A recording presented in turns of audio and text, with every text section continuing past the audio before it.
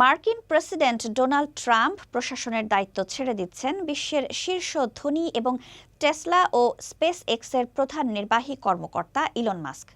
বুধবার রাতে একজন হোয়াইট হাউস কর্মকর্তা বার্তা সংস্থা রয়টার্সকে এ তথ্য জানান।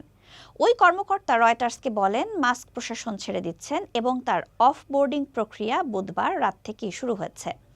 ইলন মাস্ক ট্রাম্প প্রশাসনের সরকারি দক্ষতা বিভাগের নেতৃত্ব দিয়েছিলেন, যার মাধ্যমে তিনি বেশ কয়েকটি ফেডারেল সংস্থার কাঠামো পাল্টে দেন। তবে যে প্রশাসনিক সাশ্রয়ের লক্ষ্য তিনি চেয়েছিলেন তা অর্জন করতে ব্যর্থ হন।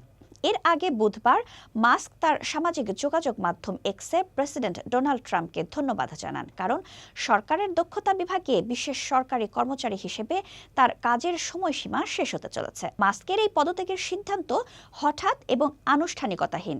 সূত্র জানায়, মাস্ক ট্রাম্পের সঙ্গে কোনো আনুষ্ঠানিক আলোচনা না করেই পদত্যাগের ঘোষণা দেন। এই সিদ্ধান্ত নেওয়া হয় উচ্চ পর্যায়ের স্টাফ স্তরে।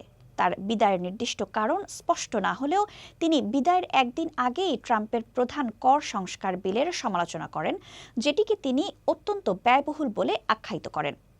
গত কয়েক সপ্তাহে মাস্ক কিছু মন্ত্রী পর্যায়ের কর্মকর্তাদের সঙ্গে ব্যক্তিগতভাবে মতবিরোধে জড়িয়ে পড়েন। এমনকি তিনি হোয়াইট হাউসের বাণিজ্য উপদেষ্টা পিটার নাভারোকে প্রকাশ্যে মূর্খ বলে আখ্যা দেন, কারণ নাভারো মাস্কের যুক্তরাষ্ট্র ও ইউরোপের মধ্যে শূন্য শুল্ক নীতির প্রস্তাবকে উপেক্ষা করেছিলেন।